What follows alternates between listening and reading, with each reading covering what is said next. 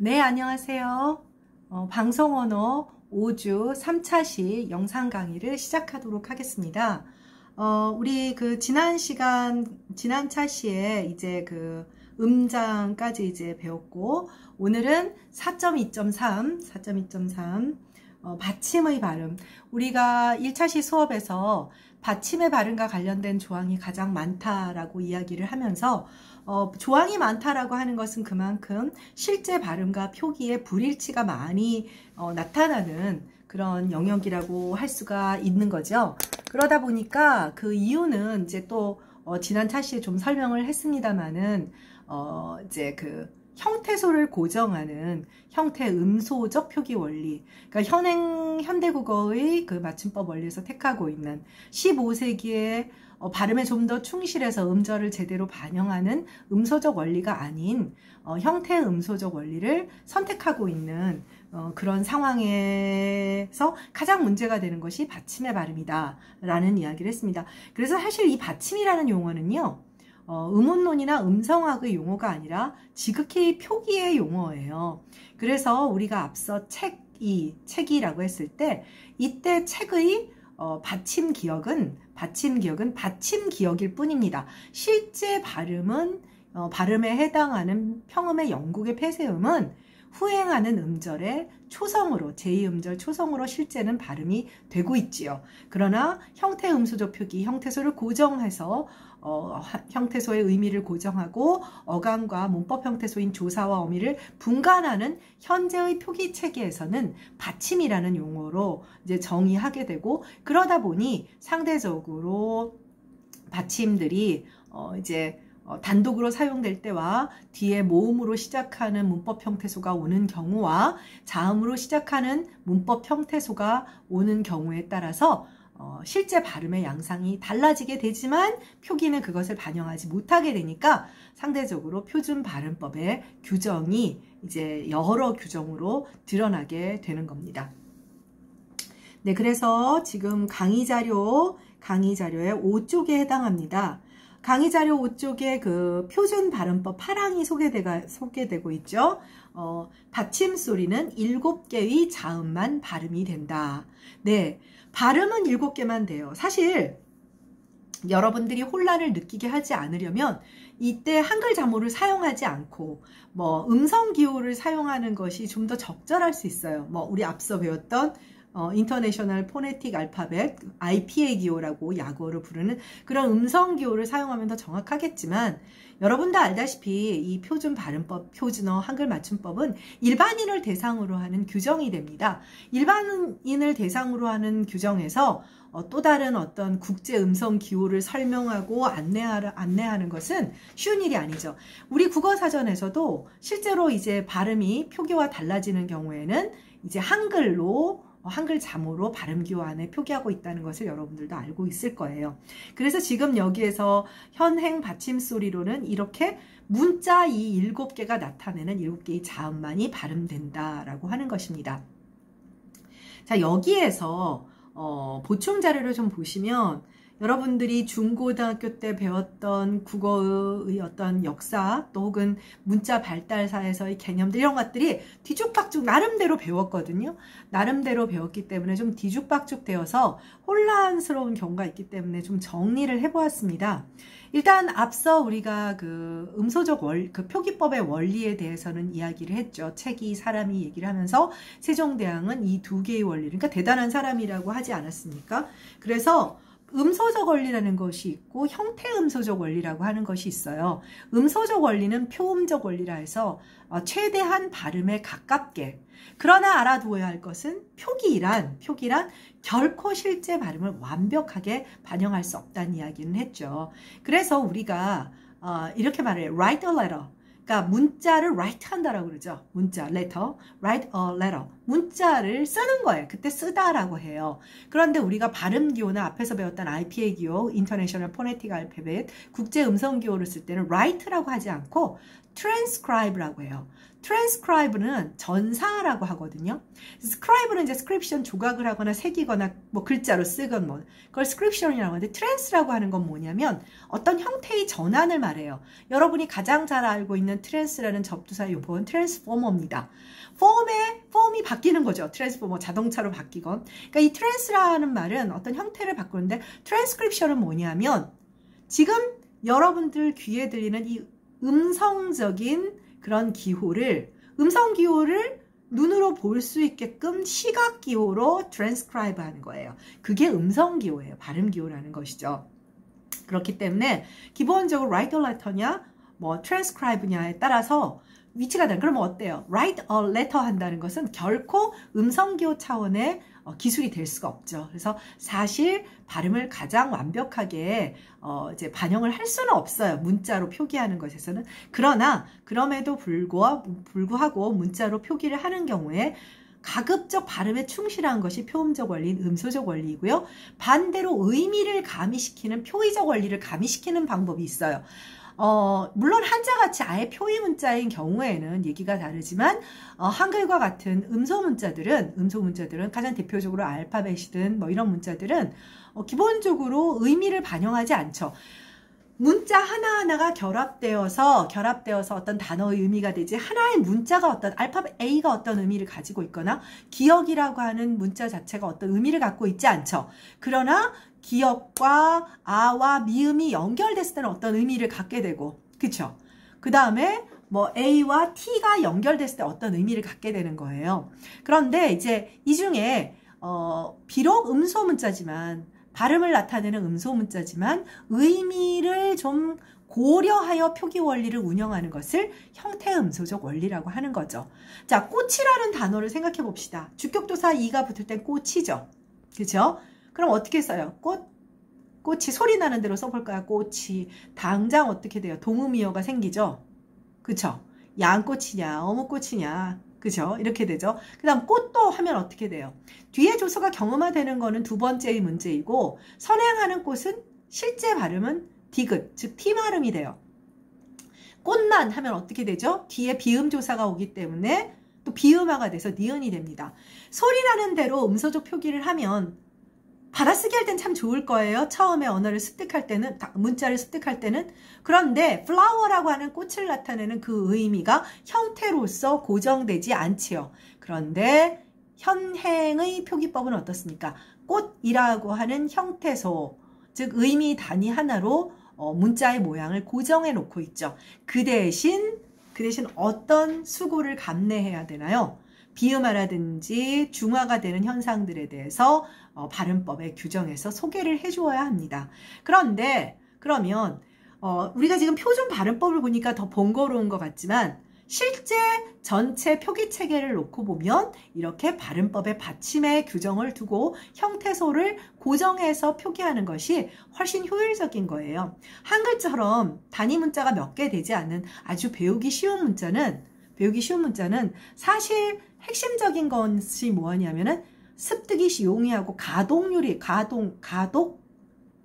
즉 읽을 수 있는 측면이 굉장히, 그러니까 가독의 효과, 읽는데 효과적인 것이 실제로 훨씬 더 중요합니다. 배우는 게 얼마 안 걸린단 말이에요. 그럼 그 다음에 굉장히 많은 양의 독서를 빨리 할 수 있는 게 중요하죠. 그럴 때 간단히 생각을 해보세요. 꽃이, 꽃도, 꽃만을 음소적 표기로 하는 것이 훨씬 가독적인지 아니면 형태소를 고정하는 것이 가독적인지.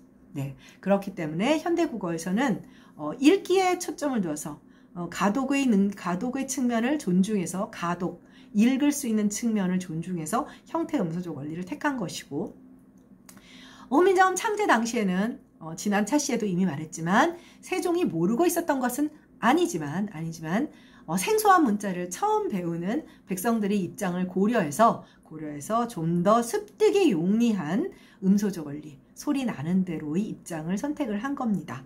그래서 중고등학교 때 여러분들이 배워봤을 거예요. 이 음소적 원리가 이제 연철이 되는 거예요. 연철은 뭐냐면 꽃이처럼 이제 받침이 연이어서 표기된다 해서 연철이 된 것이고, 반대로 분철은 뭘까요? 꽃, 그 다음에 이 해서 분간해요 정도에서 분철이라고 하는 그런 용어를 아마 학교 다닐 때 뭐 국어의 역사 챕터를 안 배우는 학생들도 있었다고는 하지만 대개의 경우 접해봤을 겁니다. 네, 그래서 표기법의 원리는 이렇게 이제 20세기 이후에 이제 서구의 학자들이 이제 만들어 놓은 원리입니다. 근데 세종은 이미 알고 있었죠. 네. 그 다음, 자, 음소적 원리와 형태 음소적 원리의 역사적 그 배경을 한번 간단히만 살펴보겠습니다. 음소적 원리에 해당하는 훈민정음 해례의 규정이라고 하면 팔종성 가조경이라는 그런 해례의 기술이 있습니다. 팔종성 가조경이라는 것은 8개의 종성만으로 마지막 소리만으로 가히 족하게 사용할 수 있다라는 표현입니다. 그래서 이것을 특별한 원칙은 아닌데 해례의 극 한 구절이에요. 근데 그러니까 말하자면 8개의 종성만으로 발음이 충분하니 표기도 8개의 종성만 쓰면 된다라는 겁니다. 몇 개, 지금은 7개 발음만 되죠. 지금은 발음은 7개가 나지만 표기는 유기음도 쓰고 키읔 피읍도 쓰고 히읗도 쓰고 쌍기역 쌍시옷도 사용을 하는 거지요. 발음은 7개지만 그런데 15세기에는 발음이 8개밖에 안 나니까 8개만 표기하기로 한 거예요. 음소적 원리를 택했으니까 그것이 팔종성법 혹은 팔종성 가조경법이라고 이제 흔히들 부르게 됩니다. 그러니까 발음도 8개가밖에 안 나고 표기도 8개로 하기로 한 거죠.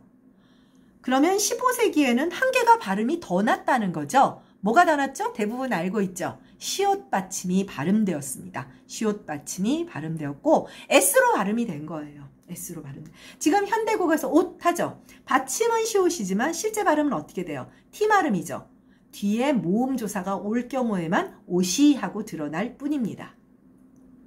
네, 그 다음에 칠종성법은 무엇이냐면 근대국어에 와서 이제 종성 위치에서 음절말 위치에서 언어 변화가 일어납니다.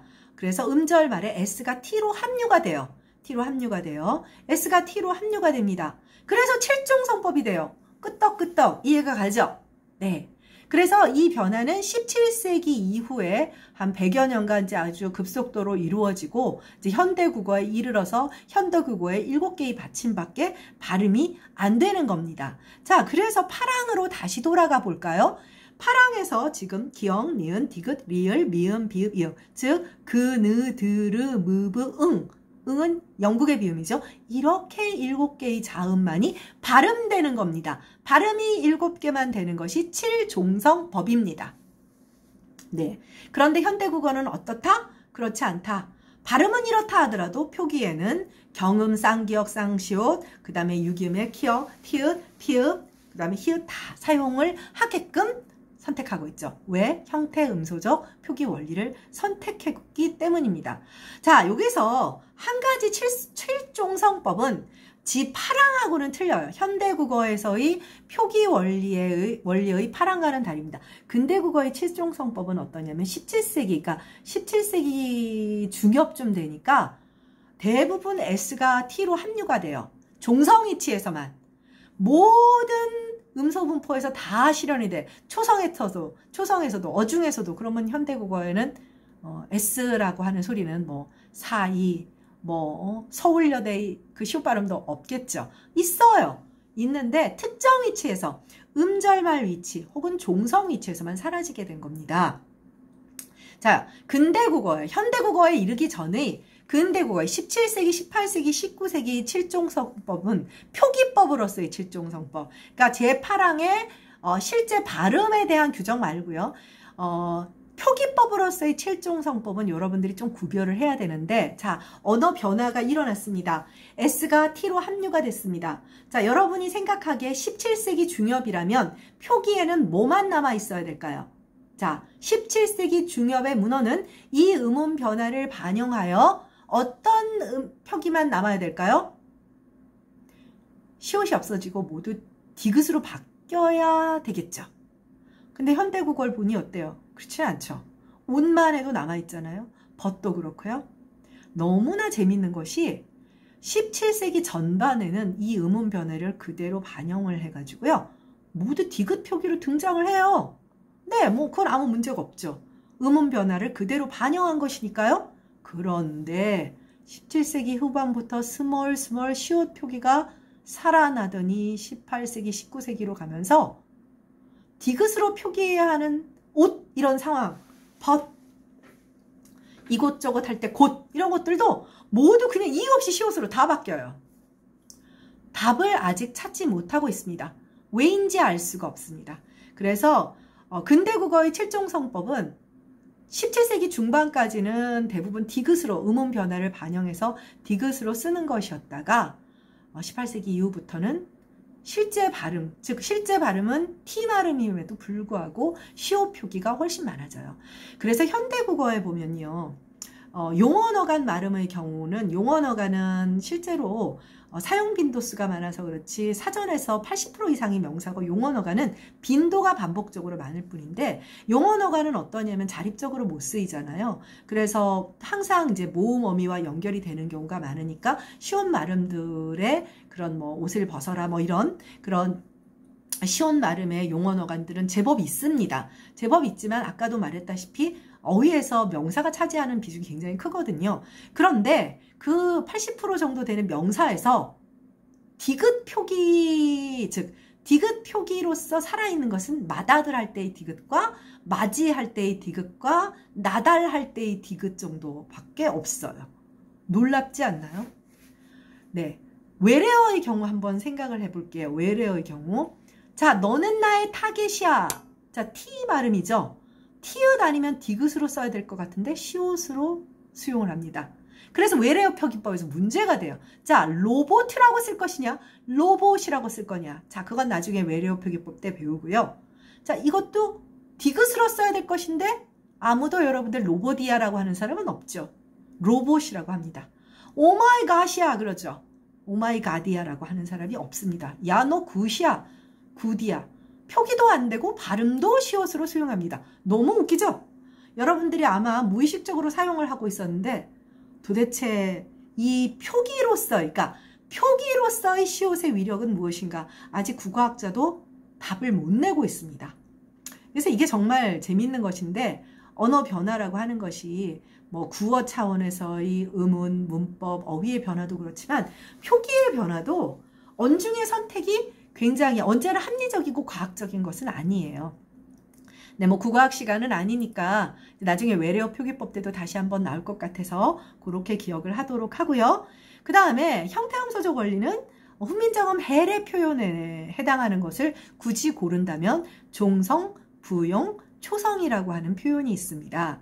그러니까 훈민정음 창제 당시에 이미 세종이 그 형태음소적 표기 원리를 알고 있었다고 했잖아요. 근데 종성부용 초성은 이 표현 자체는 이 해례 표현은 훈민정음 해례 표현은 표기법의 원리를 나타내는 것은 아니었어요. 원래는 지금 그 진한 글씨 밑줄로 되어 있는 제자의 원리, 글자를 만드는 원리입니다. 그래서 여러분이 잘 알고 있는 제자의 원리가 초성자를 만들 때 발음 기간을 상형을 하고 모음자를 만들 때 천지인 삼재를 상형을 했다를 알고 있을 겁니다. 자, 초성자는 발음 기간 상형이고 중성자, 모음이죠. 중성자는 천지인 삼재 상형인데 종성자는요. 소위 받침자는요. 네. 그 제자 원리가 종성, 부용, 초성입니다. 이 부자는 다시, 그러니까 회복할 복이 아니라 두 번째 발음으로 다시 부로 읽어야 돼요.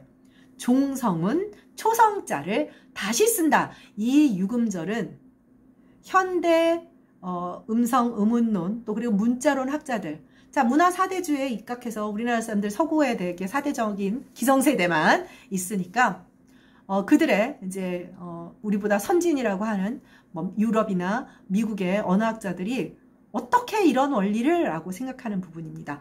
종성부용 초성은 종성자를 다시 쓰면 되니까 그러니까 초성자를 다시 쓰면 되니까 종성자를 만들 필요 없어 라고 하는 놀라운 인식인데, 즉 안 만든다는 게 제자 원리인 거예요. 아니, 안 만든다는 게 왜 그렇게 놀라운 제자 원리인가요? 초성과 종성의 음절 내에서의 음운론적 등가성, 음소로서의 가치를, 동질성을 깨달은 거예요. 기존의 서구의 음성학은 훈민정음 창제 당시에 이만큼 발전해 있지 않았고요. 그 당시에 가장 여러분들 서구의 발전은 산업혁명 이후라고 생각을 하면 됩니다. 네, 그 이전은 여러분도 알다시피 이제 동아시아의 맹주인 중국에 이제 문화들이 전 세계에 퍼져나갔죠. 중국과 인도에 아주 놀랍게 발달한 음성학과 음운론이 있었어요. 중국에 발달한 그 음운 이론, 이제 성운학이라고 하는 그런, 학문이 있죠. 뭐 중국어 지금 배울 때도 성모, 운모 그러잖아요. 성모와 운모의 학문이라 해서 성운학이라고 부르는 겁니다. 그래서, 그들과는 달리 음절을 초성, 중성, 종성. 그러니까 예를 들면 감 했을 때, 자, 각이라고 하는 발음이 있을 때 여러분들 단 한 번도 초성의 기억과 받침, 즉 종성의 기억이 서로 다른 발음이라고 음운론적으로 서로 다른 가치라고 생각한 적이 없잖아요. 성운학에서는 그것을 다르게 느꼈어요. 그런데 훈민정음 창제자들은 음운론적 가치를 새롭게 하고 그래서 종성자는 새로 만들지 않는다. 이거는 음절에 대한 음절 3본에 대한 현대 음성 음운론의 이론을 반영하는 겁니다. 그러니까 뭐 단순하게 뭐 발음기관 상영했다고 뭐 칭찬받는 그런 문자가 아니라 이제 전문적으로 들여다보면 이제 놀라운 여러 가지 측면들이 나오게 됩니다. 네, 그래서 이 종성부용 초성은 제자의 원리이면서 또 왜 표기법의 원리가 되냐?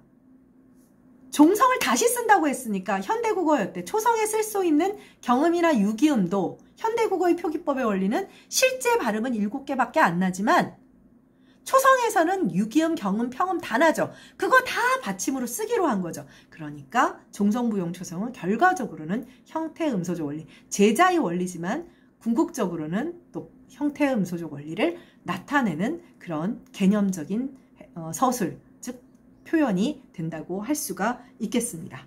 네, 이게 이제 보충 자료로 여러분들이 조금 이해를 해주시기 바라고요. 그 다음에 이제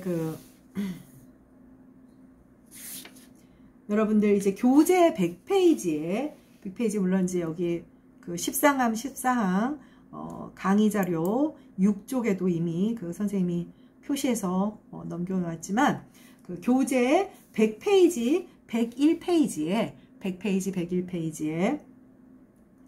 네, 잠깐만요. 선생님이 목이 좀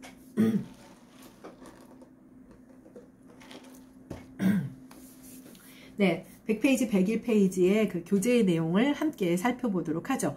그러니까 13항과 14항은 형태음소적 원리를 나타내는 대표적인 발음 규정이에요. 그러니까 사실 여러분들은 어린 시절에 책 2로 쓰고 꽃, 치읓 받침 2로 쓰고 꽃, 치읓 플러스 만으로 쓰는 그 과정을 통해서 가장 기본적인 표기법의 원리를 배우는 거예요.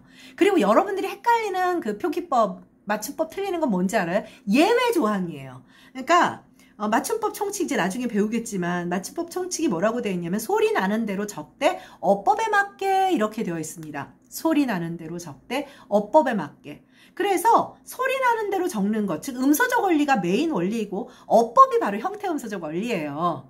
그러니까 그럼에도 불구하고 실제 내용은 어떠냐면 메인 원리가 형태음소적 원리고 붙임이나 다만 조항, 다만 뭐뭐하다라는 조항이 주로 음소적 원리와 관련되는 그런 맞춤법 조항들이 많습니다. 네, 일단 그 13항과 14항은 형태음소적 원리를 반영해서 이제 그 발음과 관련되는 그런 것들을 보여주게 되는 그런 예라고 할 수가 있어요. 여기에 이제 거기 이제 그 5페이지 하단에 보면 강의 자료 5쪽 하단을 함께 보도록 하겠습니다. 소리 나는 대로 충실히 표기하는 음소적 원리의 경우 음절을 충실히 반영하게 되지만 현재의 표기는 6페이지로 넘어갔습니다. 강의 자료 6페이지로 넘어갔고요. 어감과 어미 혹은 조사를 분리하여 각 형태소의 의미를 분명히 드러내는 대신 음절을 충실히 반영하지 못한다. 발음을 충실히 반영하지 못하게 되는 것이죠. 그래서 13항을 보면 헛받침이나 쌍받침, 이제 쌍받침이라고도 하고 사실은 선생님은 그냥 겹받침이라는 표현을 더 많이 쓰는데 시작된 조사나 어미 문법 형태소들이죠. 또 전미사 다 문법 형태소들 결합되는 경우에는 제 음가대로 뒤음절 첫소리로 이제 옮겨 발음한다. 모음의 경우니까. 그러니까 이건 받침이지 종성은 아닌 거예요. 종성은 음을 나타내는 것이니까요. 그래서 까까, 옷이 있어 뭐 이렇게 됩니다. 네, 그래서 100페이지에 이제 우리가 이제 13항을 14항을 설명을 하고 있고, 이제 그 밑에는 뭐 다 아는 얘기고, 101페이지에 가보면, 그 교재를 한번 함께 보도록 하겠습니다. 현행 한글 맞춤법은, 이제 예를 들면 낫이라는 단어가 있잖아요. 우리 아마 학교문법에서 중하 뭐 이런 거 있으면 낫, 지읒, 치읒, 티읒, 디귿 막 배웠을 거예요. 낫, 지읒 플러스 주격조사 2로 적어 나처럼 따로 적을 때와 형태를 고정시켜서 발음은 다른 차이가 있는 거예요. 발음 규정을 넣는 것이죠. 그래서 선생님도 아까 말했다시피 그럼에도 불구하고 이 발음 규정을 넣는 것이 훨씬 표기의 효율성, 가동률을 높여주기 때문에 형태소를 고정하기로 했다는 거예요. 이런 번거로움이 있지만 결론적으로는 뭐냐면 발음을 포기하고 의미의 통일성을 살렸다라는 측면으로 이해를 하면 됩니다. 자, 14항을 한번 또 같이 보도록 하겠습니다. 14항 역시 겹받침도 똑같아요. 네. 쏘리. 거기 이제 제가 아까 선생님 그 쌍받침, 네. 쌍받침은 동일한 거, 그 다음 겹받침. 근데 그냥 뭐 다 섞어서 요새는 막 쓰고 있어서 원칙적으로 정확하게 표현하는 것은 쌍기역, 쌍디귿은 쌍받침. 그리고 이렇게 그 의문원적 용어로는 이제 어말자음군이라고 하는데, 이런 것들은 어말자음군도 이제 주로 리을로 시작하는 것들이 주로 많죠. 여기 여러분들 그 이제 쌍받침이라고 해서 쌍기역, 쌍디귿 이런 있는 애들이 있잖아요. 쌍받침의 경우에는 쌍기역하고 쌍시옷밖에 없어요. 잘 생각해봐요. 쌍디귿 없죠. 쌍디읍 없죠. 쌍지옷 없어요. 없죠. 네. 그래서 그 쌍기역하고 쌍시옷밖에 없고, 그리고 쌍시옷도 단어 하나밖에 없어요. 있다 하나밖에 없어요. 이게 불과 19세기 말까지만 해도 있다가 쌍시옷이 아니었답니다. 놀랍죠? 근데 굉장히 많다고 느끼죠? 왜냐하면 있다라는 단어라든지 이런 단어들이 굉장히 사용 빈도수가 많기 때문에 그렇습니다. 그리고 그 겹받침의 경우에는 주로 이제 자음이 리을로 시작하는 것이 훨씬 많아요. 리을로 시작하는 것이 많은데, 그 이유가 뭐냐면 우리가 앞서 배웠다시피 자음가 우리 아직 안 배웠어요. 중고등학교 때는 배웠어요. 우리가 음절 구조라고 하는 것이 있는데, 가장 자연스러운 음절 구조는 자음, 모음. 왜 그러냐면 자음은 영어를 컨소넌트라고 하잖아요. 써너런트 공명음이에요. 울림소리예요. 울림소리의 대표적인 소리가 뭐죠? 모음이죠. 왜냐하면 모음은, 그러니까 이게 이제 예를 들면 인간이 조음기관을 통해서 만들어낼 수 있는 발화의 채소단위라고 하는 게 있어요. 발화의 채소단위는 반드시 음절에 핵이 있어야 되는데, 우리 이종모음 얘기할 때 음절 핵 나왔죠? 음절에 핵이 있어야 되는데요. 그 음절 핵은 대부분 공명도가 높은 모음이어야만 해요. 간혹 언어에 따라서는 뭐 비음이나 유음 같은 공명자음들이 음절 핵이 되기도 하지만, 한국어의 경우나 대부분의 언어들은 공명도가 가장 높은 모음이 음절 핵이 됩니다. 그렇다면 순수자음들은 폐쇄음이나 마찰음이나 파찰음 같은 순수자음들은 절대로 단독 발음이 불가능해요. 여러분들 기억이라고 하는 문자가 나타내는 영국의 폐쇄음 단독 발음 해보세요. 못하죠? 어떻게 발음해야 돼요? 가라고 하든 기라고 하든 그라고 하든 모음과 함께 발음을 해야 돼요.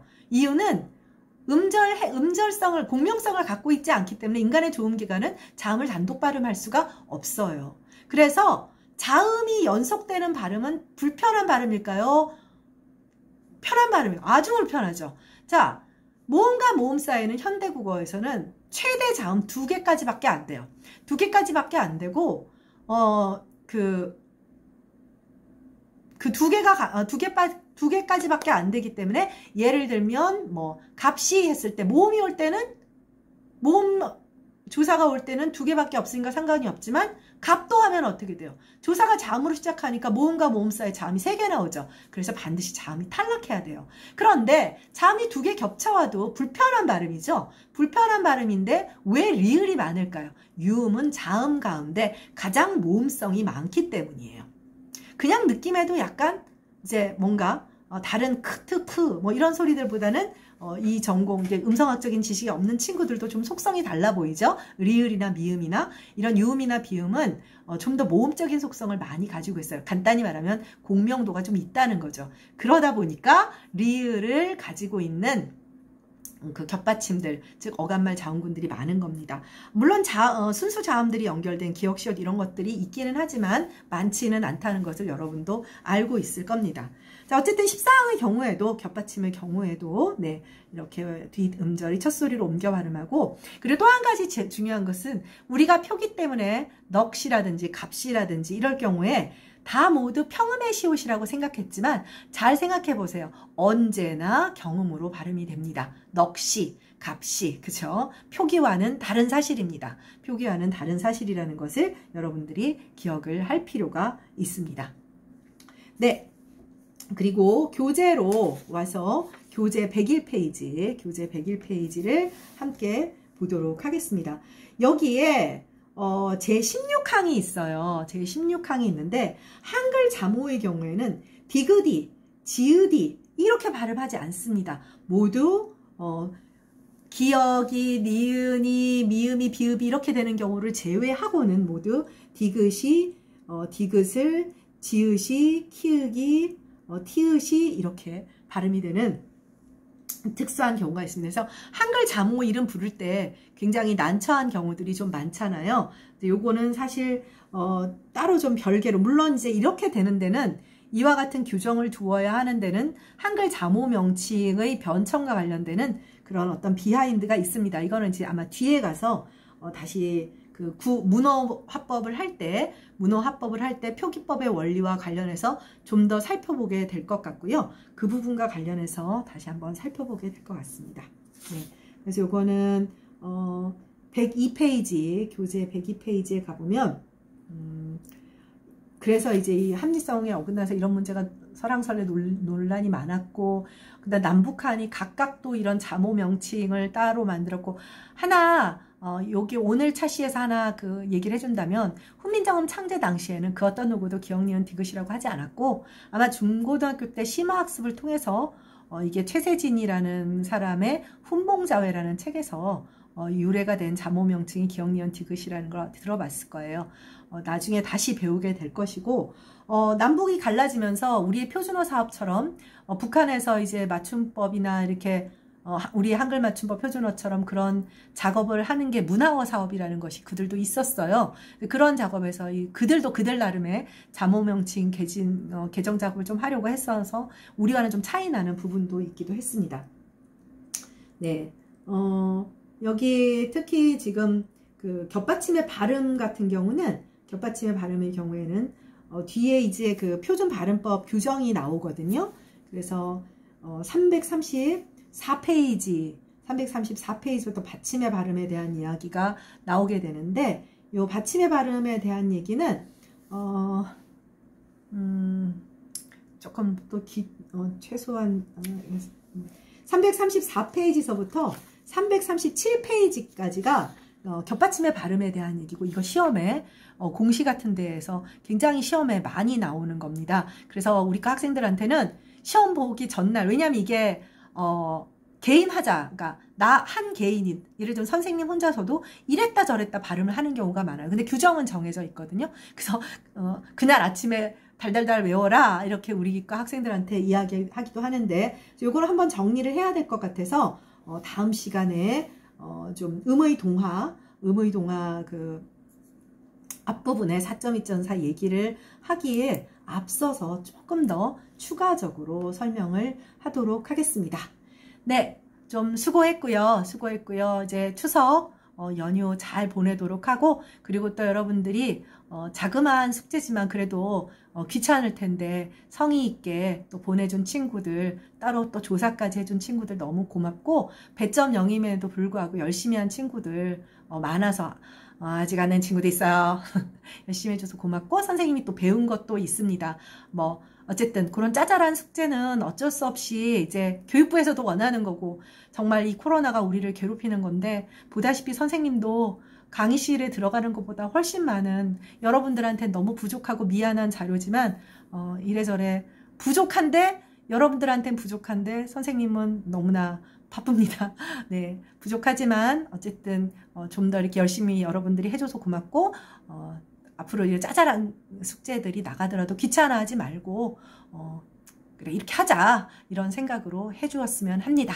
네, 수고했고요. 네, 다음 주에 보도록 합시다. 추석 잘 보내요. 안녕.